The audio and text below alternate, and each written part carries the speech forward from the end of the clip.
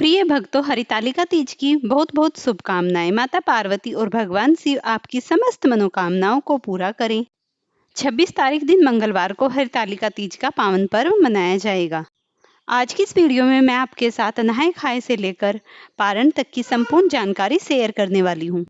नहाय खाए के क्या नियम होते हैं, हमें अपने व्रत में क्या किन किन बातों का ध्यान रखना है, सरगी कैसे करनी है, सरगी में क्या खाएं, संपूर्ण जानकारी मैं आपको अपनी वीडियो में दूंगी। हरतालिका तीज के दिन हमें पानी कब पीना है, पूजा कब करनी है, पूजा का शुभ मुहूर्त क्या है। तो आज की इस वीडियो में मैं आपको नहाए खाए से लेकर संपूर्ण जानकारी शेयर करने वाली हूँ। इसीलिए वीडियो बहुत ही इंपॉर्टेंट होने वाली है, तो वीडियो को बीच में स्किप बिल्कुल मत करना, वीडियो को लास्ट तक देखना। प्रिय भक्तों, हम हरतालिका तीज का जो व्रत है उसे हम 25 तारीख को नहाए खाए का नियम निभाएंगे और 26 तारीख को हम अपने व्रत को धारण करेंगे और फिर 27 तारीख को हम अपने व्रत का पारण करेंगे। 25 तारीख को हमें नहाए खाए का नियम करना है। जैसे कि हमें व्रत रखने से पहले अपने मन और तन का शुद्धिकरण बहुत ही आवश्यक है, क्योंकि शुद्धिकरण जब हमारा होगा तभी हमारा व्रत श्रेष्ठ और अति उत्तम होगा।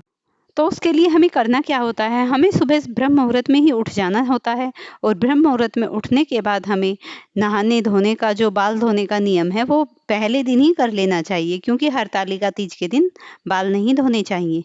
इस दिन बिल्कुल सात्विक भोजन करना चाहिए। लहसुन और प्याज का भोजन बिल्कुल एकदम अवॉइड करना चाहिए। व्रत चाहे कोई भी हो, उससे पहले दिन ही ये नियम बना लेना चाहिए कि हमें सात्विक और निराहार, जो बिल्कुल सात्विक तरीके से बना हो, वो ही भोजन करना चाहिए।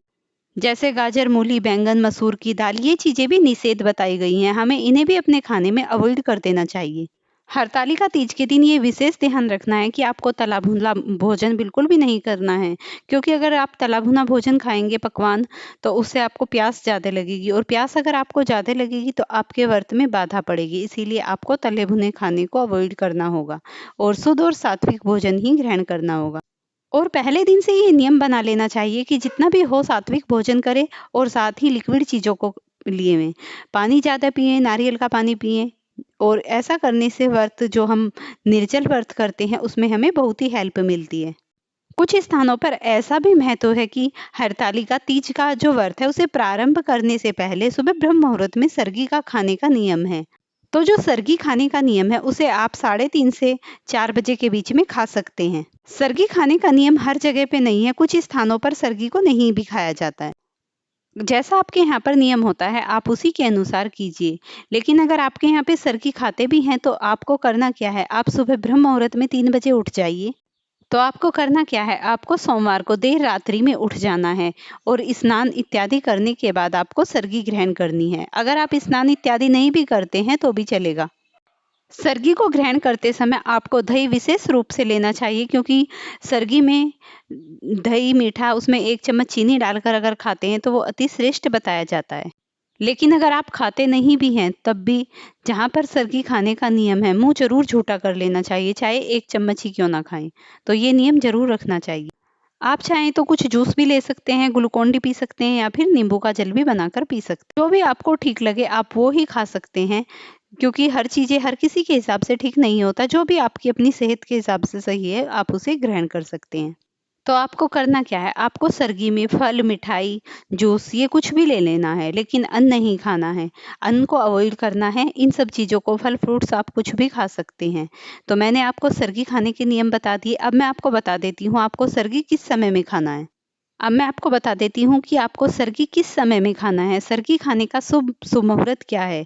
सरगी खाने का जो शुभ मुहूर्त वो है सोमवार की देर रात्रि में जो सरगी आपको ग्रहण करनी, वो आपको रात्रि के 2:31 से 3:23 तक सरगी खाना श्रेष्ठ और सर्वोत्तम बताया जा रहा है।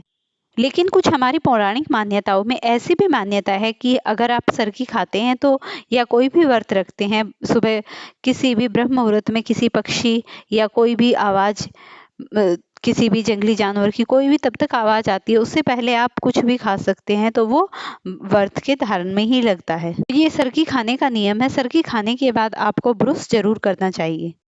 सरगी को ग्रहण करने के बाद आप चाहें तो सो भी सकते हैं। उसके बाद आप ब्रह्म मुहूर्त में उठ जाइए और उठने के बाद स्नान आदि से निवृत्त हो जाइए। फिर स्नान आदि करने के बाद आपको करना क्या है, आपको कोई भी व्रत हो उसका जब तक आप संकल्प नहीं लेते हैं, संकल्प के अनुसार आप अपने व्रत को नहीं करते हैं, तब तक उसकी पूजा विधि पूरी नहीं मानी जाती। जब आप सुबह में ब्रह्म मुहूर्त में नहा धोकर निर्वृत्त होकर नित्य प्रति अपने घर के मंदिर में भगवान के समक्ष बैठ के पूजा करते हैं, उसी के अनुसार आपको करना क्या है, या तो आप इसी तरीके से भगवान से प्रार्थना कीजिए अपने व्रत को धारण करने के लिए, या फिर आप थोड़े से अक्षत पुष्प हाथ में लेकर अपने व्रत का संकल्प ले लीजिए। संकल्प बहुत ही आवश्यक है। संकल्प लेते समय माता पार्वती भगवान शिव से प्रार्थना करें कि हे भगवान, मेरे सुहाग की रक्षा करना, मुझे अखंड सौभाग्यवती रखने का आशीर्वाद देना, घर में सुख शांति देना, समस्त मनोकामनाएं पूरी करना। इस प्रकार अपने व्रत का संकल्प लें और इस तरीके से भगवान का आशीर्वाद प्राप्त करते हुए भगवान से प्रार्थना कीजिए कि हे प्रभु, आपकी कृपा से, आपके ध्यान से मेरी पूजा पूरे विधि विधान के साथ पूरी पूरी हो और आपका आशीर्वाद मुझे संपूर्ण रूप से प्राप्त हो। अगर हम अपने व्रत को संकल्प लेके प्रारंभ करते हैं तो हमें ईश्वरीय शक्ति प्राप्त होती है, भगवान शंकर और माता पार्वती का आशीर्वाद प्राप्त हो जाता है। और इस तरीके से आप अपने व्रत का संकल्प करके धूप दीप जलाने के बाद आप अपनी प्रदोष काल में फिर शाम के समय में पूजा कीजिए। प्रदोष काल में इस दिन की, हरतालिका तीज के दिन की पूजा का विशेष ही महत्व है। अब मैं आपको बता देती हूँ आपको पूजा किस प्रकार करनी है। माता पार्वती और भगवान शिव शंकर का पूजन किया जाता है। इस दिन सुहागिन महिलाएं अपने पति की लंबी उम्र के लिए निर्जल व्रत करती हैं और कुंवारी लड़कियां अच्छा घर वर पाने के लिए इस दिन माता पार्वती के साथ भगवान शिव की पूजा करती हैं। आज मैं आपको बताती हूँ हरितालिका तीज की व्रत की आसान पूजा किस प्रकार करते हैं। प्रिय भक्तों, अगर आप हरितालिका तीज की संपूर्ण जानकारी चाहते हैं तो वीडियो को बीच में स्किप बिल्कुल भी मत करना, लास्ट तक वीडियो को देखना। अब मैं आपको बताती हूँ। हरितालिका तीज के दिन सुबह ब्रह्म मुहूर्त में उठने के बाद नहा धोकर अपने घर के मंदिर में ही अपने व्रत अनुष्ठान का संकल्प करें। उसके बाद शाम के समय में आप एक चौकी बिछाएं, चौकी के ऊपर लाल रंग का कोई कपड़ा बिछाएं और फिर उसके बाद जो भी आपके घर में प्रतिमा है भगवान शिव शंकर की, गणेश जी की, उन्हें स्थापित कर दें। और इस प्रकार से हमें पुष्पों को अर्पित करते हुए उस चौकी के ऊपर शिव परिवार को विराजित करना है। और अगर आप कर सकते हैं तो इस दिन विशेष है बालू का शिवलिंग बनाना, क्योंकि इसी दिन माता पार्वती ने बालू का शिवलिंग बनाने के बाद उसकी पूजा की थी। भले ही ज्यादा सुंदर मूर्तियां ना बने, लेकिन जैसी भी मूर्तियां आपसे बन जाएं वैसी ही मूर्तियों को बना लें। अब एक थाली में तीनों मूर्तियों को विराजमान कीजिए और उनके पास फूलों को, पुष्पों को बिछा दीजिए। उसके बाद एक जल से भरा हुआ कलश रख लें। कलश को जब भी आप रखें उसके नीचे एक मुट्ठी भर चावल को रख लें और साथ ही थोड़े से फूल रखें। धूप दीप के लिए सुपारी, लौंग, इलायची। उसके बाद इन सभी चीजों को एक साथ मिलाने के बाद फिर हम इसमें 5 या 7 आम के पत्ते डाल देंगे। अगर आपको आम के पत्ते ना मिले तो आप इसमें अशोक के पत्ते भी डाल सकते हैं। उसके बाद हम सभी पत्तों को चंदन से सजा लेंगे और फिर किसी पात्र में कुछ गेहूं को भरकर उसके ऊपर रख देंगे। और अब हम इसके पास शुद्ध से देसी घी का दीपक जलाएंगे और इस प्रकार से हमारे कलश की स्थापना हो जाएगी। इस प्रकार पूजन करते समय माता पार्वती, भगवान भोले शंकर, गणेश जी, इनकी मन ही मन ध्यान मगन होकर इनसे प्रार्थना कीजिए, हे प्रभु, अगर मेरी पूजा में कुछ त्रुटि रह गई हो तो मुझे क्षमा कीजिए। अब हम इसके बाद पूजा करेंगे। पूजा करने के लिए हम एक कलश में जो हमने जल लिया है उसमें एक पुष्प डालेंगे और उसे अपने हाथ में लेंगे। उसके बाद जो हमने पात्र ले रखा है जिसमें जल है उसे उसके चारों साइड छिड़क लेंगे और अब हम वहां शिव परिवार को स्थापित करेंगे। सबसे पहले हम वहां पर जल चढ़ाएंगे। इन चीजों को भगवान भोलेनाथ के ऊपर समर्पित करने के बाद हम पंचामृत बनाकर माता पार्वती और भगवान शिव के अभिषेक कराएंगे। और अब हम पंचामृत से दूध, दही, घी, शक्कर, पंचमेव गाय का दूध, भोग लगाने के लिए मिठाई और 5 प्रकार के फल लेंगे।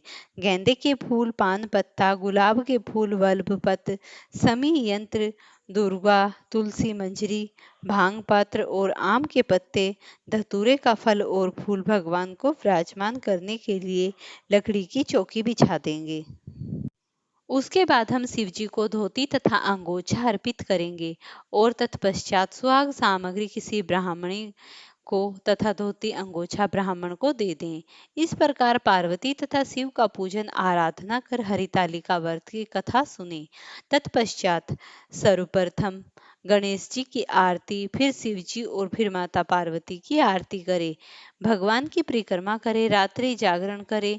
सुबह पूजा के बाद माता पार्वती को सिंदूर चढ़ाएं, ककड़ी हलवे का भोग लगाएं और फिर सामग्री को एकत्रित कर नदी या किसी कुंड में विसर्जित कर देना चाहिए। इस तरीके से हमें हरितालिका व्रत की संपूर्ण जानकारी से इस प्रकार इस व्रत को धारण करना चाहिए। फ्रेंड्स, अगर आपको ये वीडियो अच्छी लगती है तो आप इस चैनल को जरूर लाइक और सब्सक्राइब करें और मुझे कमेंट करके बताएं कि मैं आपके लिए अगली वीडियो कौन सी लाऊं।